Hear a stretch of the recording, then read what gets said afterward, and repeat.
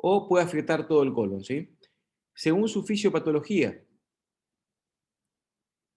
lo vamos a definir en primarios, los que están asociados a la lesión de los plexos submucosos y homeoentéricos de Auerbach y de Meissner, y los secundarios donde no hay lesión de los plexos. Estos secundarios en realidad no son verdaderos megacolon, sino que son dilataciones colónicas secundarias a una causa más bien obstructiva. Cuando hablamos de megacolon, nos vamos a estar refiriendo fundamentalmente a aquel que se produce por lesión de los plexos.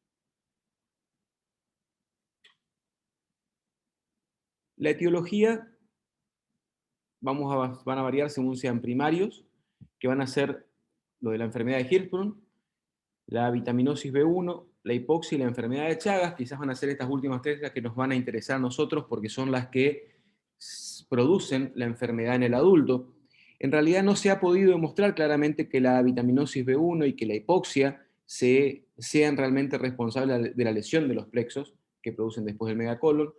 Pero, por ejemplo, fundamentalmente con la hipoxia se la asocia porque el megacolon es una patología muy común en el oeste de nuestro país, en zonas de altura, donde el paciente está expuesto a una hipoxia, digamos, fisiológica, si se quiere, pero también son zonas endémicas de enfermedad de Chagas, con lo cual no se ha podido realmente demostrar eh, la hipoxia como causa etiológica. Y los secundarios van a ser secundarios de enfermedad de Parkinson o esclerosis múltiple, que también van a producir lesión de los plexos nerviosos, de causas obstructivas, metabólicas relacionadas con el hipotiroidismo, hipopotasemia, el saturnismo, psicógeno del niño y del anciano, y de vuelta de las alturas o idiopático. Pero lo que a nosotros nos interesa no solamente porque somos una zona endémica, sino porque además el megacolon se ha relacionado en toda Sudamérica con esta enfermedad, es el megacolon chagásico, que es producida por un parásito, un protozoo flagelado, que es transmitido por la vinchuca, endémica en América del Sur, y afecta sobre todo a zonas rurales, y también es importante el hecho que afecta a clases sociales bajas, es decir, de por sí afecta a pacientes que van a estar con algún grado de desnutrición, habitualmente también asociado con el alcoholismo y el tabaquismo, lo que hace que sean pacientes de mayor riesgo y de más difícil manejo. Afecta a ambos sexos por igual. Hay que tener en cuenta que no todos los enfermos de Chagas van a tener megacolon, pero se calcula que entre un 10 y un 20% de ellos lo van a desarrollar. Afecta más que nada en el recto y el sigma, y es común que se acompañe con otras megavísceras, como puede ser el megaesófago, alguna cardiopatía, y también puede acompañarse de dilatación de ambos sistemas pilocaliciales. Si vamos a la parte fisiopatológica, el parásito lo que produce es una inflamación crónica que lleva a destrucción del tejido ganglionar neuronal, eso lleva a la denervación mientérica, eso produce un trastorno funcional sigmoideo-rectal con aumento del diámetro y engrosamiento muscular. Si ustedes recuerdan cómo se produce el mecanismo de transporte del contenido intestinal y el mecanismo defecatorio, se produce a través de una serie de movimientos de ondas peristálticas que tienen la característica que un segmento se contrae y el segmento siguiente se relaja para permitir el paso del contenido. Bueno, acá nos encontramos que hay una parte que no se relaja, entonces no permite el paso del contenido, y la parte que sí se puede contraer se va engrosando porque va haciendo cada vez más fuerza para vencer esa parte que está disfuncional, y a la vez, a medida que va perdiendo la batalla, se empieza a dilatar, y eso genera la característica anatomopatológica de la dilatación, alargamiento y engrosamiento de las paredes musculares.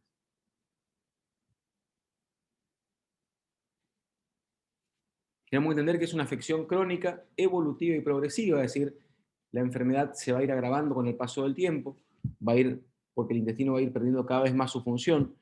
Empieza a nivel del recto generalmente, pero se empieza a progresar en sentido proximal, y como les dije al comienzo, diferenciar de la enfermedad de Hirschsprung, donde hay un límite neto entre el segmento ganglionar y el segmento sano, donde habitualmente el segmento sano es el que está dilatado, mientras que acá, en el megacolon del adulto, el segmento dilatado también está enfermo.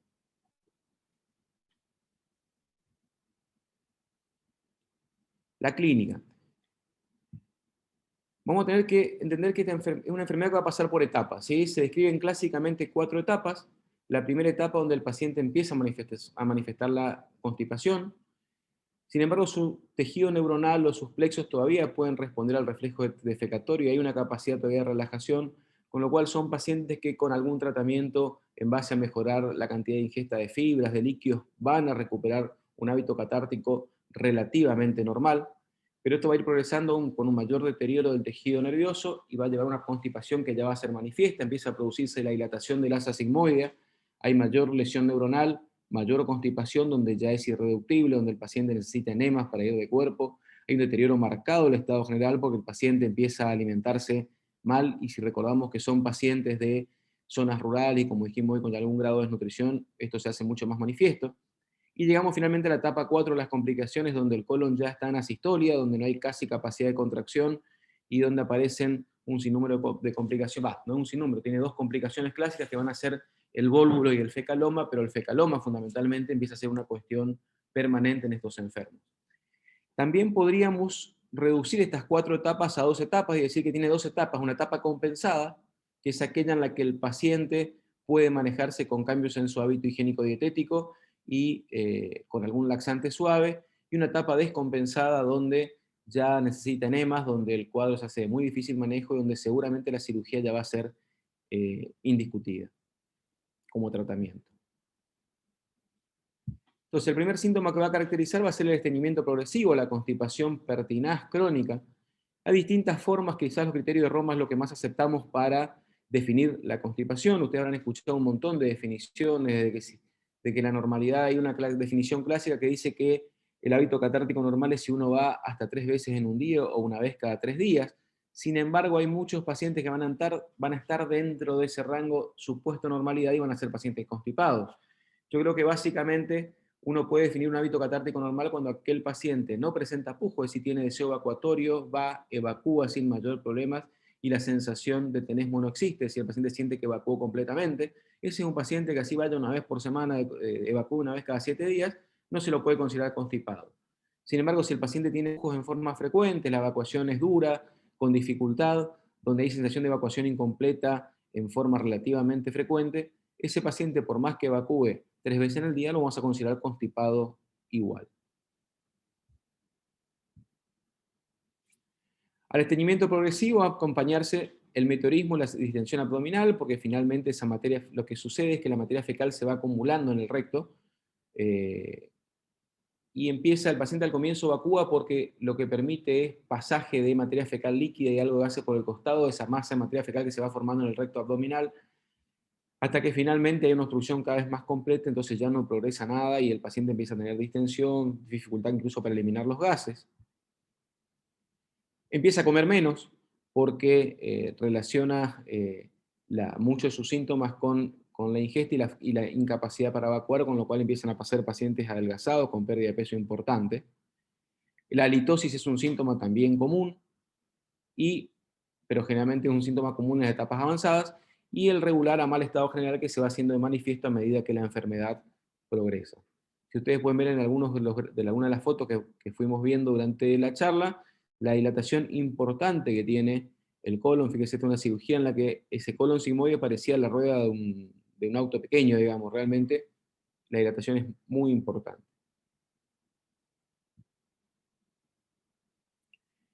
En cuanto al examen físico, vamos a ver la distensión abdominal, que va a ser clásica. Incluso muchos de estos pacientes van a tener protrusión umbilical, como se ve en esa foto, como si fuera también lo que sucede con los pacientes cirróticos, producto de la hipertensión abdominal. Algunas veces se puede ver las ondas peristálticas visibles, porque son pacientes, como les dije, adelgazados, con paredes abdominales muy, muy, muy finas, y permiten ver el movimiento del intestino que trata de vencer esa obstrucción funcional. Al examen físico, a la palpación, van a encontrar generalmente una masa de consistencia duro-pétrea que se ubica sobre el cuadrante inferior izquierdo, que en manos inexpertas van a veces interpretar como un tumor y en realidad es una masa firme de materia fecal que está acumulada en ese lugar, que muchas veces puede permitir un signo que describió un gran cirujano argentino que era Finoquieto, que era un signo como de fovea, que uno puede, ese signo que ustedes hacen en los miembros cuando hay un paciente está hematizado, también se podía hacer en la pared abdominal. Si bien no era visible, uno sentía como que el dedo quedaba hundido en esa masa de consistencia duropétrea que era materia fecal. Cuando esa masa toma mucho volumen, comprime las venas ilíacas y va a producir edema en los miembros inferiores. Y si hacemos un tacto rectal, vamos a ver que el recto está amplio, a veces con abundante materia fecal, pero hay que tener en cuenta que la materia fecal, lo habitual es que no esté muy próxima al ano, sino que habitualmente se acumula en el recto abdominal, con lo cual vamos a sentirla con la punta del dedo que está examinando aproximadamente unos 7-8 centímetros del margen anal.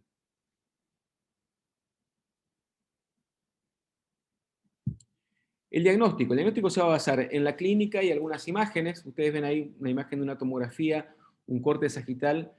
Como ven en el cuadrante izquierdo, esa imagen como en miga de pan, que es el colon sigmoides lleno de materia fecal.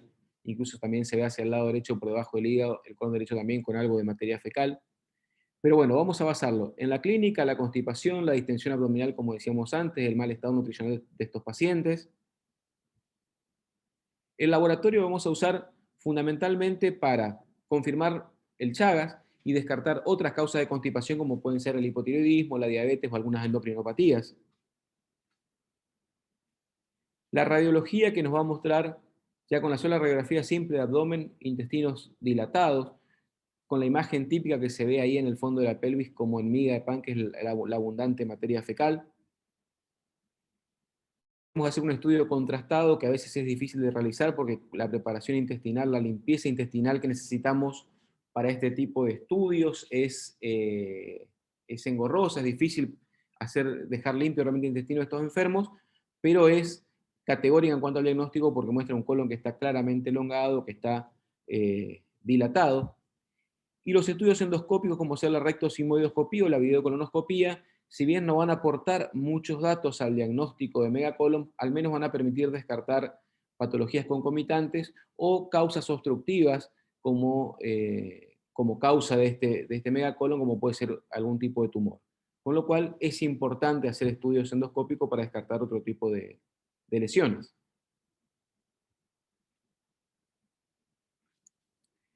Otro examen de mucha utilidad es la manometría, que lamentablemente a veces en nuestra zona cuesta conseguirla, pero la manometría lo que está basado por un sensor que se coloca por vía anal y que tiene, valga la redundancia, varios sensores que va a permitir ver cuál es la presión del esfínter anal, cuál es la presión de pujo, la actividad contráctil que tiene el intestino.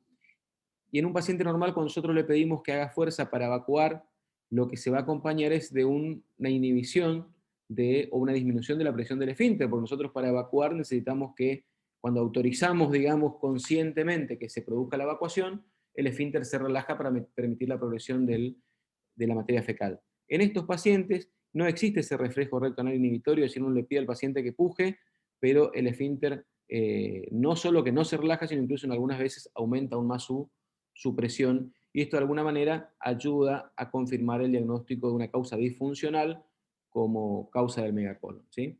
Entonces, todo esto asociado, la serología que confirma la enfermedad de Chagas, la radiología que muestra el colon dilatado y la manometría que muestra la ausencia de reflejo recto inhibitorio, hace un combo en donde uno se da cuenta que está ante la presencia de un trastorno funcional, pero que sin embargo, a pesar de ser un trastorno funcional, muchas veces va a requerir como tratamiento el acto quirúrgico.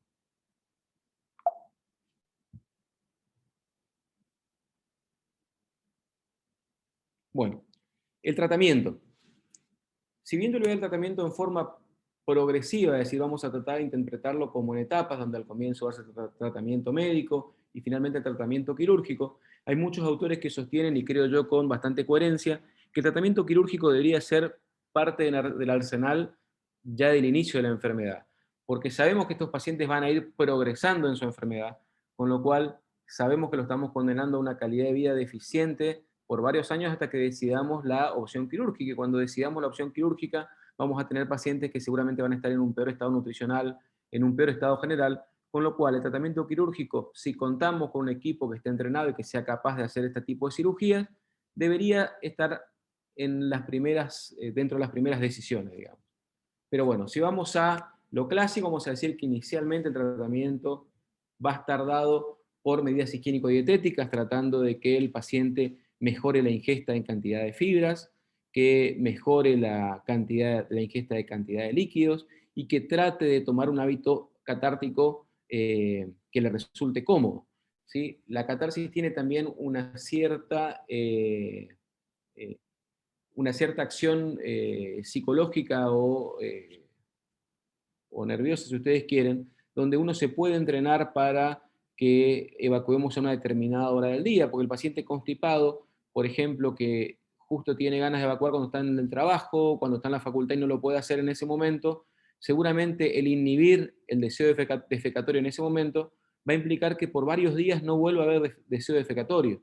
Entonces, lo ideal sería que estos pacientes se acostumbren a su organismo a que el deseo defecatorio se presente en un horario en la que van a tener la comodidad de poder ir al baño, y esto se consigue con entrenamiento, yendo el paciente a sentarse en el inodoro, tratar de estar unos minutos ahí, como tratando de generar un mecanismo reflejo. Es difícil, pero se consigue.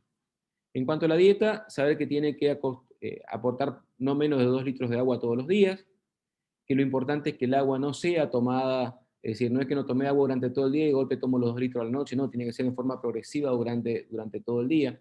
Y aprender a identificar cuáles son los alimentos que realmente tienen mucha fibra dentro de su contenido, porque es común cuando le dice al paciente que coma mucha fruta y verdura para ir de cuerpo y coman zapallo, por ejemplo, o coman calabaza, que tienen muy poca fibra, te van a ver que, como dice el esquema, la gráfica, van a tener que la naranja, las lentejas, el brócoli, el arroz integral, las nueces, por ejemplo, tienen mucha fibra comparadas por ahí con otras legumbres que la gente lo interpreta como más clásicas, como ser acelga, espinaca y demás.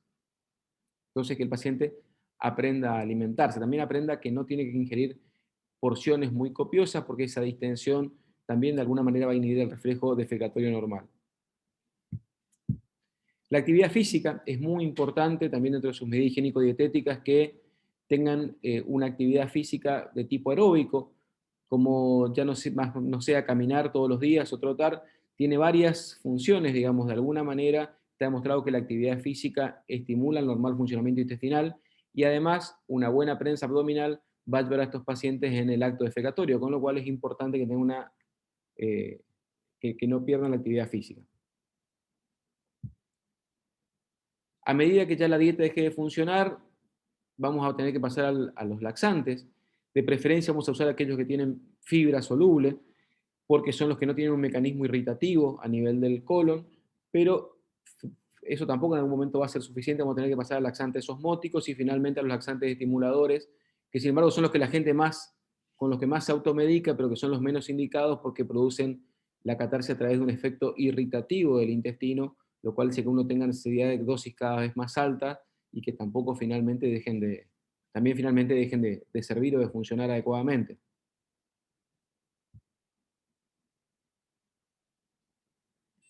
Y por último, algo que se va a hacer muy común en estos pacientes dentro del tratamiento médico va a ser el enema, pero no va a ser un enema clásico o el enemol que uno puede comprar en la farmacia, sino hay que hacer enemas habitualmente de 500 centímetros cúbicos, de 1000 centímetros cúbicos. Es muy común usar un enema que se llama enema de Murphy, que está compuesto de leche y miel, que se hace por goteo, porque lo que uno busca acá es que colocar un catéter y que vaya goteando lentamente en esa masa de materia fecal para ablandarla, porque si uno hace un enemol, por ejemplo, que se compra en la farmacia, va a evacuar la parte distal de esa gran masa fecal, pero no todo el bolo fecal que el paciente tiene acumulado en el recto abdominal.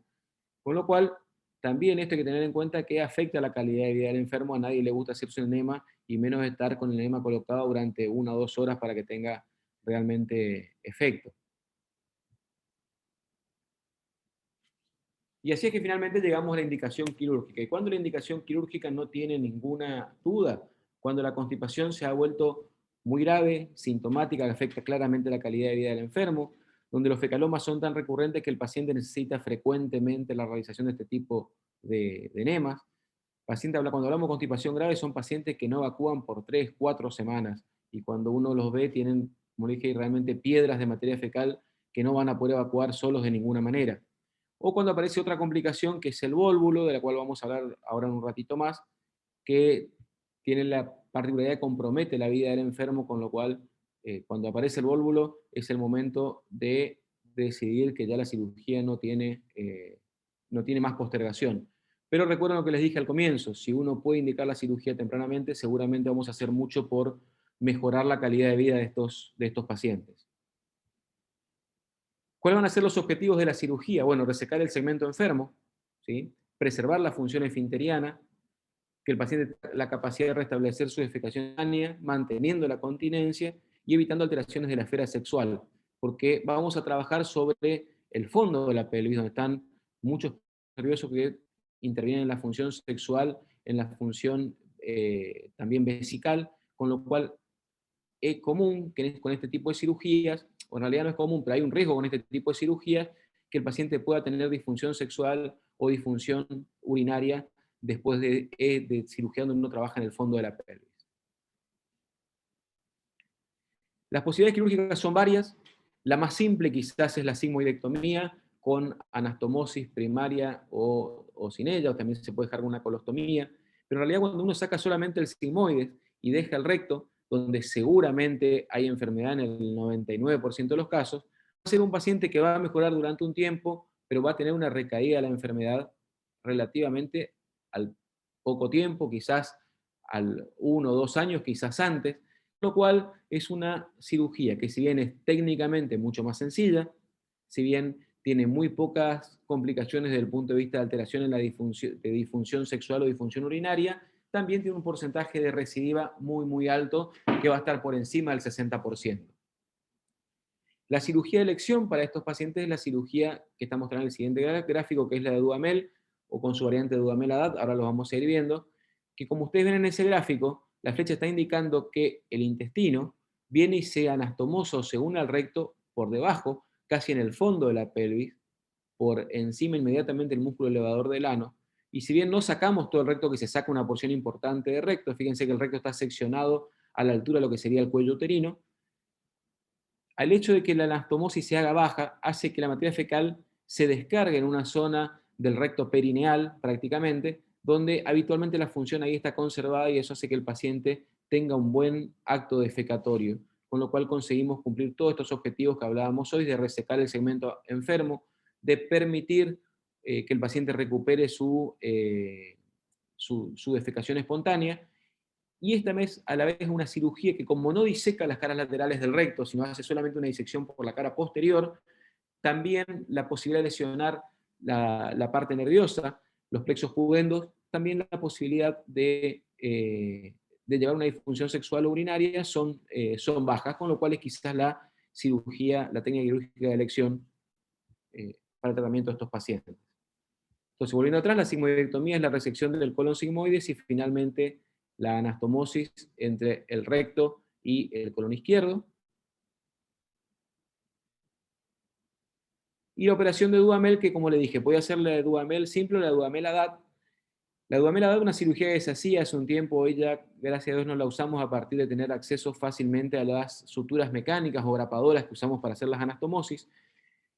Cuando se describió al comienzo de la operación de Dudamel, donde la unión entre el colon y el recto se hacía con puntos, había un porcentaje de disencia anastomótica muy alto, lo cual producía una sepsis perineal que en esa época llevaba fácilmente al óbito del paciente.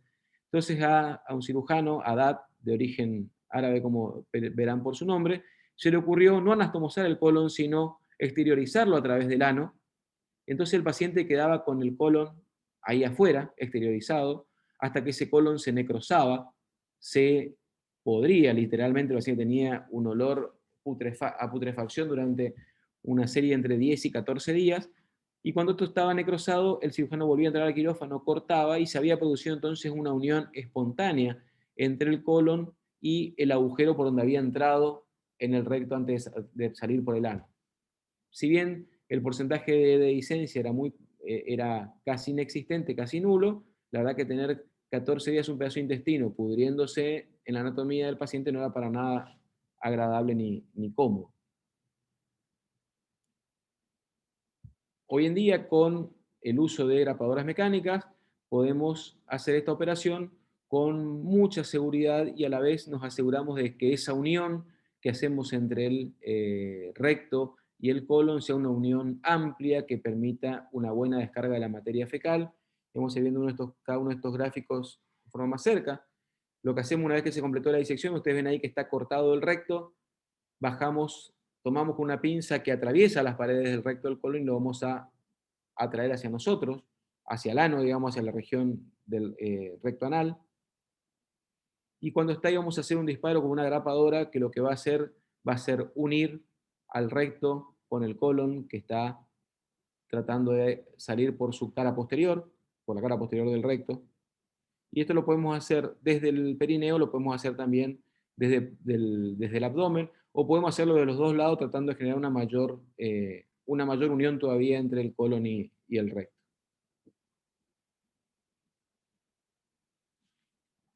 ¿Cuáles van a ser las complicaciones del megacolon? Hay dos complicaciones que son clásicas. Una es el fecaloma, que ustedes pueden ver ahí en esa gráfica, en esa foto de una radiografía, que ese paciente debe tener fácilmente unos 6 kilos, 5 kilos de materia fecal acumulada en el recto. Entonces hay una acumulación de materia fecal dura en el recto, el sigmoides o ambos, ¿sí? Porque habitualmente empieza en el recto y se empieza a acumular y puede llegar a tomar incluso a veces todo el colon izquierdo. El paciente clásicamente se presenta con constipación de larga data, como les dije hoy, pacientes que no evacúan a veces por 4 o 5 semanas. Tiene una sensación de cuerpo extraño, porque obviamente esto es un tumor que genera sensación de ocupación dentro de la pelvis y del abdomen. Incluso puede venir, como les dije hoy, con la evaluación de algún médico por ahí inexperto que diga que se palpa una tumoración a nivel abdominal. E incluso el paciente puede tener síntomas obstructivos, porque si bien inicialmente tiene alguna deposición de tipo líquida que va por los costados de esa gran masa de materia fecal, que se puede escurrir por los costados, llega a un punto donde ya no se escurre nada y el paciente y realmente todo hace los efectos de un tapón. Algunas veces aparecen también heces sanguinolentas y hay que tener mucho cuidado cuando esto se produce porque eso significa que se han producido úlceras por decúbito, ¿sí? O úlceras hetercoráceas producto de la presión de la materia fecal sobre la pared. Y este es un paciente que ya no va a ser candidato para tratamiento con enemas, sino va a necesitar una resección quirúrgica, porque la posibilidad de perforación del intestino con los enemas o con el desmoronamiento es muy, muy alta. Va a haber una masa de consistencia dura al examen físico y la radiografía va a mostrar esa gran imagen como en miga de pan, que es la característica imagen de la materia fecal que está acumulada. El tratamiento, inicialmente lo primero que probamos, siempre que no haya signos de sangrado, como les dije recién, es hacer enemas de Murphy o enemas con agua oxigenada, o como hay de todo, se ha probado de todo, también el enema con Coca-Cola, con bebidas cola gasificada, también demuestra tener alguna acción, pero tiene que ser por goteo, tiene que ser lento para que esa gran masa de materia fecal se vaya ablandando y el paciente la pueda evacuar. Muchas veces el enema no va a ser suficiente y vamos a tener que llevar al paciente a quirófano, anestesiarlo, ir rompiendo la materia fecal. A veces hay que usar pinzas para romperla de tan dura que es, o hacerlo con los dedos.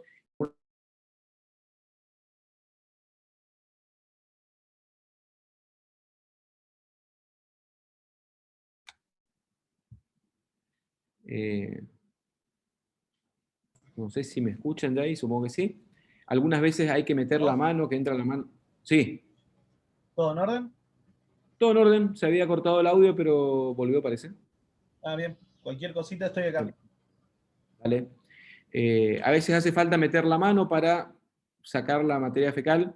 Realmente es una cirugía desagradable para el paciente, desagradable para nosotros, porque el cirujano sale del quirófano con olor a materia fecal en las manos, que le queda por días, por más que te lave las manos 300 veces, el olor no se va.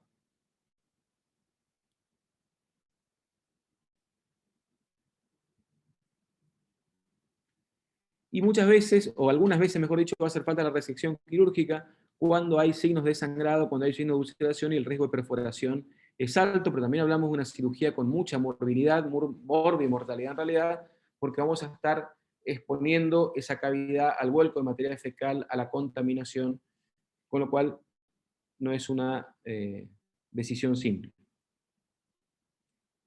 La otra complicación es el vólvulo de sigmoides, que es también una causa de complicación muy común.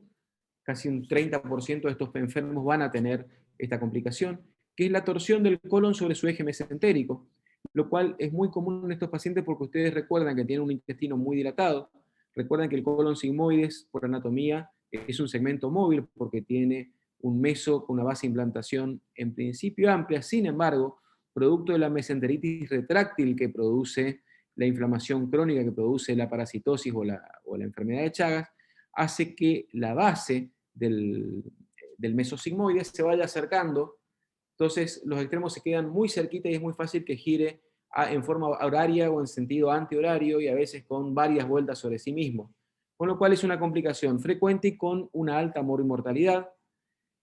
La característica clínica es que el paciente presenta un paciente constipado habitual que de golpe aparece con dolor cólico intenso, con un cuadro obstructivo mecánico que se instaura en forma aguda. Clásicamente una distensión asimétrica del abdomen porque el intestino se distiende sobre el abdomen izquierdo fundamentalmente, donde hay dolor a la palpación y de acuerdo al grado de compromiso vascular que tenga la víscera, va a haber también reacción peritoneal.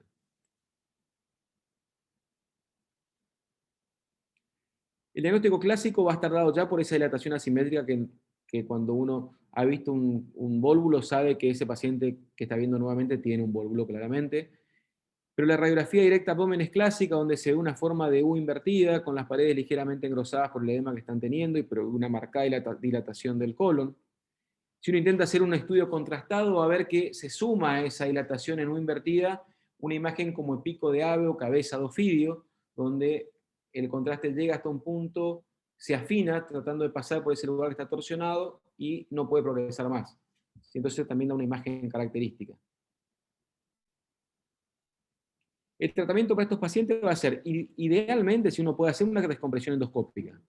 El problema es que en la Argentina, todavía hoy los que hacen la endoscopía son los gastroenterólogos, somos pocos por ahí los cirujanos que hacemos endoscopía, entonces por ahí acceder a que el gastroenterólogo deje la comodidad de su casa para ir a hacer una endoscopía en una situación donde va a haber mucha materia fecal, donde va a haber mucha suciedad, es difícil, con lo cual la descompresión endoscópica muchas veces es difícil de conseguirla, pero sería el tratamiento ideal, porque uno entra, ve el twister que se genera por dentro, la torsión que se genera por dentro, de la luz intestinal y puede progresar una sonda a través de esa descompresión y cuando conseguimos pasar la zona torsionada con una sonda y esta llega a la zona distendida, el intestino se evacúa y eso permite muchas veces, usando el endoscopio, acomodar, deshacer las vueltas, la torsión que tiene el intestino y que el paciente supere esa etapa aguda para llevarlo a la cirugía en una mejor condición. Muchas veces ya con un intestino que se pueda hacer una limpieza mecánica del mismo, del colon, y llevar al paciente a una situación en la que puede operarse y hacer una anastomosis primaria sin necesidad de una colostomía. Pero, como les dije hoy, eso muchas veces es difícil y hace falta la resección quirúrgica.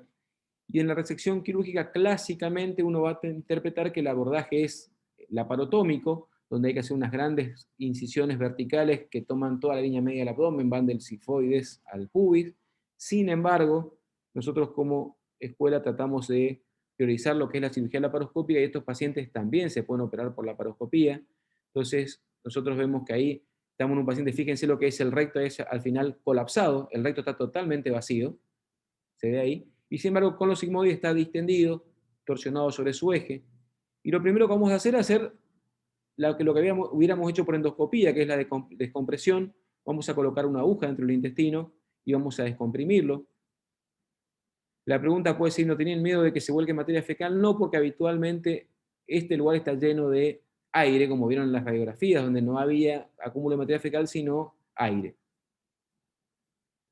Y una vez que conseguimos descomprimir el intestino, vamos a pasar a tratar de identificar o de comprender cómo está torsionado, si está en sentido horario o en sentido antihorario, y lentamente ir haciendo girar el intestino para poder descomprimirlo, ponerlo en su posición habitual, lo que nos va a permitir, una vez que lo tengamos en posición habitual, identificar sus mesos, identificar la parte vascular y poder avanzar hacia la resección.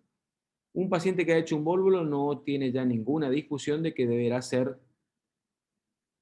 resecado el segmento intestinal y hacer una anastomosis, porque ese paciente va a repetir, un paciente que tiene un vólvulo tiene una posibilidad de un 70-80% de volver a repetir ese vólvulo, y como les dije hoy, estos vólvulos se asocian con mortalidad porque son pacientes que a veces también consultan tarde y cuando ustedes entran a operar este segmento está todo isquémico.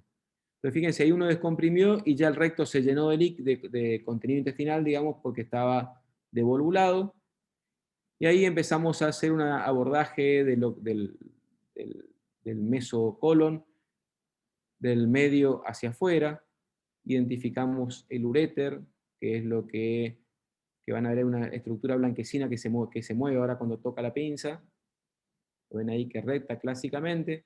Esa es la llave cuando hacemos cirugía colónica, saber que estamos dejando el uréter por detrás. porque esta es una cirugía de fascias, digamos, nosotros tratamos de separar la fascia retroperitoneal de la fascia mesocolónica, y cuando vamos por el camino anatómicamente correcto, es una cirugía bastante sencilla de realizar. Y lo que hacemos clásicamente es una sigmoidectomía con resección, ligadura de la arteria mesentérica inferior. Finalmente usamos una grapadora para seccionar el colon, lo que hace que la técnica quirúrgica sea sencilla y segura, porque el hecho de cortar con la grapadora cierra de un lado y del otro el colon y corta en el medio, eso hace que no haya posibilidad que haya vuelco de materia fecal ni nada por el estilo. Y después, a través de una pequeña incisión en el abdomen, vamos a exteriorizar el intestino. Fíjense, el intestino sigue dilatado a pesar que lo habíamos descomprimido, y bueno, completamos la resección ahí afuera.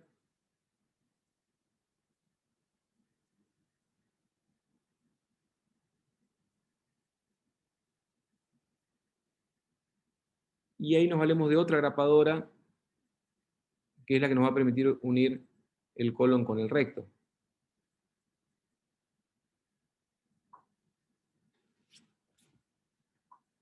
Cerramos esa pequeña incisión que habíamos hecho al enfermo, y ahí la grapadora está entrando por vía anal sobre la cara posterior del recto, lo más bajo que se pueda, y se hace la unión con el colon.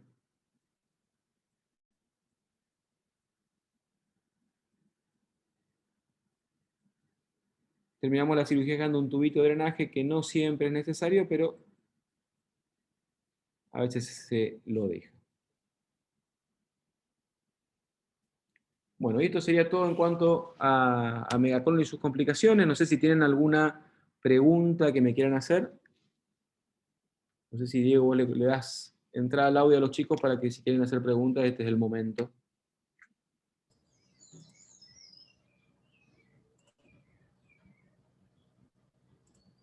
Listo, Doc.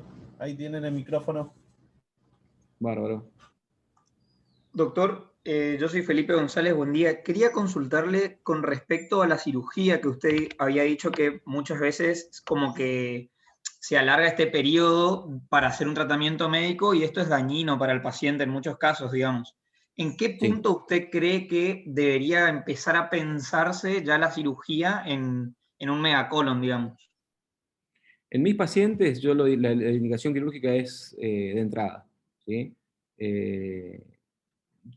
Yo creo, a ver, por ahí vamos a hacer la diferencia entre la edad en la que vos diagnosticás la enfermedad, digamos. Si no es lo mismo que te traigan un paciente de 80 años, que nunca hizo ningún tipo de tratamiento, bueno, vos podés probar con tratamiento médico, con algún laxante suave, aumentar la ingesta de fibras y demás, y ver si funciona, a que venga un paciente joven con megacolon. Si me viene un paciente de 30, 40 años con megacolon, y ese paciente yo le voy a estar postergando o alterando su calidad de vida por muchos años, dando tratamientos médicos. Digamos, en ese paciente va a indicar la cirugía de entrada. Por ahí en el paciente mayor, como te digo, donde uno juega con la expectativa de vida de ese enfermo, por ahí podemos postergar la decisión quirúrgica.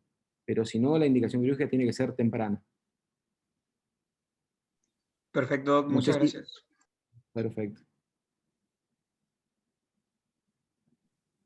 Ya, ¿Alguna otra pregunta? Sí. Pedro Domínguez le habla. En cuanto al vólvulo, ¿cuánto más o Sí. menos tendríamos de tiempo desde que supongamos que el paciente empieza con síntomas, se presenta a la consulta, y que haya alguna necrosis del intestino, que creo que Mira, sería un problema? clásicamente se dice que hay un periodo de unas 4 a 6 horas. ¿Sí? Lo que pasa es que es un periodo de 4 a 6 horas desde que se produjo el vólvulo. Y eso es lo que es muy difícil a veces de determinar, digamos, ¿sí? Tengan en cuenta que el paciente chagásico es un paciente difícil, ¿sí? Es un paciente que viene en las zonas rurales, que habitualmente hoy en día son pacientes por ahí mayores todavía, que cuesta que lo traigan a la consulta, con lo cual lo traen cuando el deterioro del estado general ya es marcado. Entonces habitualmente son urgencias, digamos. Una cosa que te va a ayudar a definir o a valorar si hay algún compromiso vascular es, una, la reacción peritoneal. Si el paciente no tiene reacción peritoneal, significa que compromiso vascular todavía no hay. Y otra es el examen proctológico. Habitualmente la necrosis o la afectación vascular se acompaña de algún grado de sangrado, aunque sea mínimo, de sangre general, por lo general oscura y a veces, muchas veces incluso con una cierta fetidez, lo que nos hace pensar que ya hay un compromiso vascular en ese segmento volvulado. Si tenés un paciente que tiene reacción peritoneal, ese paciente va a quirófano, ¿sí? Ese paciente no se va a hacer una devolvulación endoscópica. La devolvulación endoscópica sirve cuando el paciente tiene dolor, pero no hay reacción peritoneal, no hay ni siquiera defensa, entonces no pensamos que pueda haber compromiso vascular. Otra cosa que no les dije, que pienso recién, es que muchas veces no tenemos la posibilidad de acceso a la devolvulación endoscópica, pero se puede colocar una sonda rectal a ciegas, ¿sí? Colocar una sonda tipo sonda nasogástrica, bien lubricada, tiene que ser relativamente blanda para no producir una perforación al tratar de progresar la sonda, y tratamos de progresar la sonda y muchas veces conseguimos, con suerte, enhebrar el twister, digamos, y producir la descompresión. No es fácil, pero es una opción que uno puede intentar antes de decidir la cirugía en estos enfermos. Decidir la cirugía de urgencia, ¿no? Porque cuando el paciente, como les dije, hoy tiene un volvo, ese paciente va a operarse, lo que hacemos es tratar de descomprimirlo inicialmente para llevarlo en mejores condiciones al quirófano, nada más.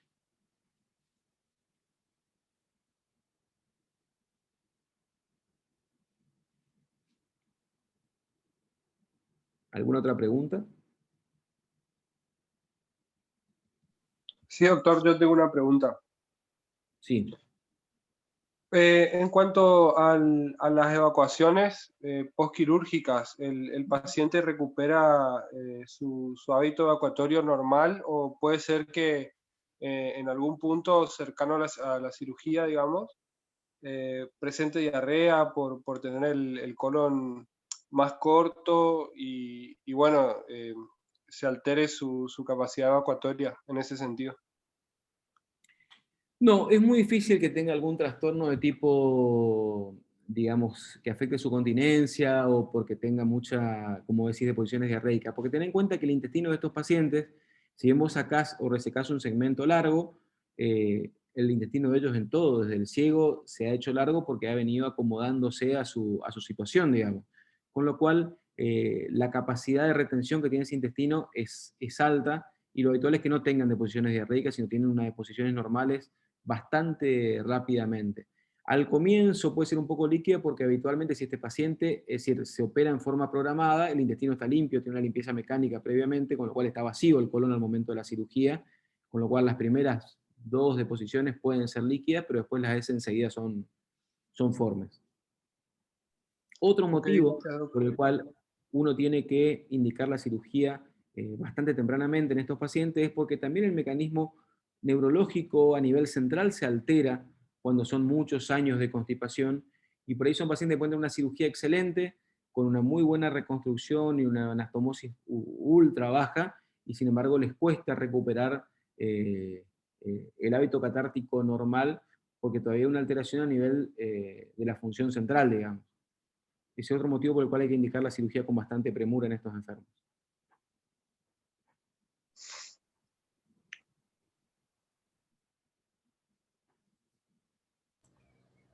¿Alguna otra pregunta? Doctor, ¿en el postquirúrgico se suele dejar algún antibiótico profiláctico o no es necesario? Sí, los pacientes con cirugía colónica se hace profilaxis antibiótica siempre, ¿sí? Yo uso un esquema de antibiótico donde usamos, previo a la cirugía por vía oral, el día previo a la cirugía, se le dan 3 dosis de 1 gramo de neomicina y 1 gramo de metronidazol, que lo toman habitualmente si la cirugía va a ser durante horas de la mañana o al mediodía más tardar. Al día previo toman a las 12, a las 13 y a las 22 horas 1 gramo de metronidazol con 1 gramo de neomicina en cada toma, digamos, ¿sí? Lo que hace difícil por eso que la neomicina en la Argentina se consigue 250 miligramos, con lo cual tiene que tomar 4 comprimidos de neomicina más 2 comprimidos de metronidazol, que se consigue de 500 miligramos. Entonces son 6 comprimidos a las 13 horas, 6 comprimidos a las 14, 6 comprimidos a las 22, que a los pacientes no les gusta mucho tomar tantos comprimidos, pero es necesario. Y la profilaxis se completa con 2 dosis posterior a la cirugía de ceftriaxona metronidazol o ciprofloxacina metronidazol, es decir, colocamos solamente 2 dosis después de la cirugía. Y después ya se retira. Si uno mantiene más de 2 dosis, ya se considera antibiótico terapia y no profilaxis antibiótica. Pero esa profilaxis la hacemos para cualquier tipo de cirugía colónica, no solo en estos enfermos. Gracias, doctor. De nada.